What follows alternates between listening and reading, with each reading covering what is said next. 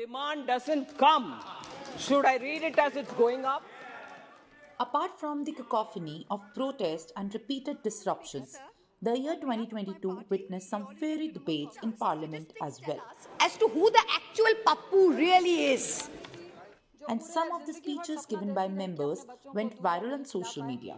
Sir, एक कहानी सुनाना चाहता हूं. जैसे फिल्मों में कहते हैं ना कि ये काल्पनिक है. सर, इस कहानी में कुछ भी काल्पनिक नहीं है. राइट. नहीं सर, कुछ भी काल्पनिक नहीं है. बस सुन लीजिए.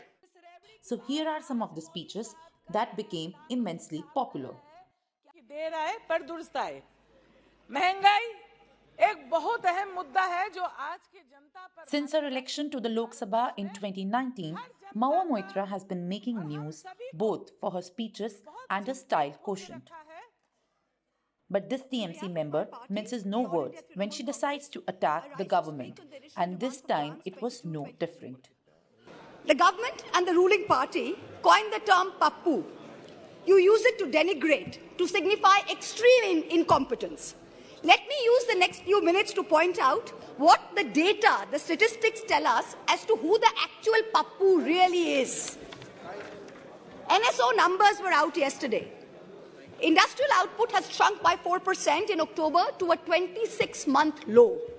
The manufacturing sector contracted 5.6%. Manufacturing is still the biggest generator of jobs. 17 of the industry sectors that make up the index of industrial production have recorded negative growth rates. Forex reserves have fallen by $72 billion in under a year.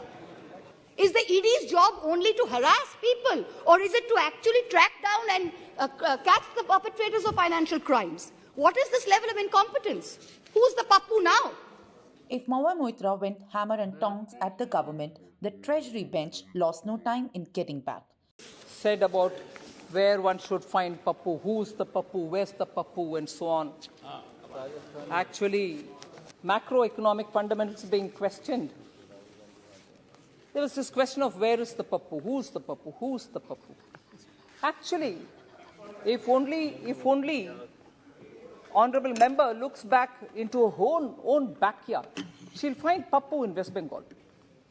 So there's no doubt, where there are wonderful schemes which can benefit common people, West Bengal sits over it, doesn't distribute it. You don't need to search anywhere else for Pappu. Among the opposition members, NCP Supriya Sule made some important interventions in the Lok Sabha. However, it was her speech on GST and inflation that went viral. दत्ताची गाय मतलब दत्तक की गाय, गाईचं दूध, गाय का दूध, दूधाची साय, दूध पे जो साय आती है ना वो, साईचं दही मीन्स वो साय का दही बनता है, दहीचं ताक तो वो दही का ताक बनता है, ताकाचं लोणी बटर और लोण्याचं तूप मतलब घी तूप. इस सब कविता सुन के हम बड़े हुए. इस पे दत्त गुरु भगवान और गाय दोनों छोड़ पे सब पे आपने जीएसटी लगा दिया है. सही है? नहीं, भगवान पे अभी तक नहीं लगा है.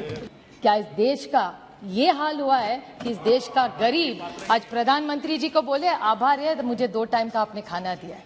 ये आपकी सोच है? सुषमा जी का पूरा डायलॉग आप भूल गए. Congress MP from Bihar, Ranjita Ranjan, has often made heads turn, but her speeches are no less effective. During a discussion in Rajya Sabha on price rise, this is how she highlighted her concern over the spike in the price of commodities. आपकी नीति ने जो नोटबंदी से 2016 से जो गलतियां पे गलतियां की, कभी भी उसका आप जिक्र नहीं कर रहे. जितने अर्थशास्त्री थे उन सब ने कहा था जब हमारे देश की आर्थिक स्थिति बिल्कुल स्टेबल थी उस वक्त नोटबंदी नहीं कीजिए.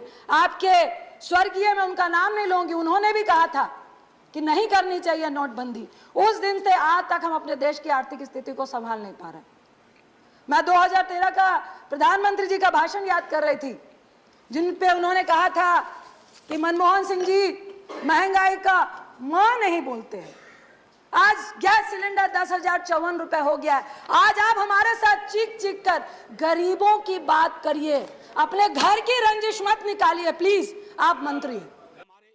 Rajya Sabha MP Manoj Jha too stole the spotlight when he raised the issue of price rise by narrating a story in the house during the monsoon session. Amid shouting on the floor of the house, Jha turned into a storyteller to amplify the impact of inflation and unemployment. Sir, एक पात्र का नाम है नयन सुखलाल। वो अपनी पत्नी और 2 बच्चों के साथ दिल्ली में काम करता है। छोटी नौकरी है, सांसदों के घर की रखवाली करता है, सिक्योरिटी गार्ड है। 20,000 की तनख्वाह है, 10 से 12,000 पे वो साइन करता है, यानी मूल तनख्वाह 10 से 12,000 होती है। उसके 2 बच्चे हैं सर। अब सुन लीजिए, 4,000 रुपए घर का किराया दे रहा है। सर काटते जाइएगा 10 में, 1,200 रुपए सिलेंडर का हर महीना, 1 महीना तो लगेगा ही। खाने पे 50 गुना 2 गुना 30, 3,000 रुपए। स्कूल की फीस, 2 बच्चे हैं, 2,000। आने जाने का खर्चा नहीं जोड़ रहा हूं, आकस्मिक बीमारी को भी नहीं जोड़ रहा हूं, डीजल और पेट्रोल भी नहीं जोड़ रहा हूं, क्योंकि उसके पास सिर्फ साइकिल है। सर ये नयन सुख दिल्ली में भी है, ये कलकत्ता में भी है, बंबई में भी है, ये हमारे पटना में भी है। नयन सुख के नजरिए से महंगाई को देखिए और बेरोजगारी को देखिए, तब पता चलेगा कि हमारे सरोकार कितने संकीर्ण हैं। मैंने इन्फ्लेशन और अनएम्प्लॉयमेंट दोनों को जोड़ के दिया था सर मैं उस राज्य से आता हूं, आज भी मेरा 0 आवर था, एडजर्न हो गया। सर मेरे राज्य में आपने विजुअल्स देखे होंगे अग्निपथ पे, लोगों को बड़ी चिंता हुई, मुझे भी चिंता हुई। मेरे नेता प्रतिपक्ष तेजस्वी जी ने कहा भी कि हिंसा की कोई जगह नहीं, लेकिन सर हमारे यहाँ हिंसा सबसे ज्यादा क्यों हुई? आक्रोश बहुत है सर।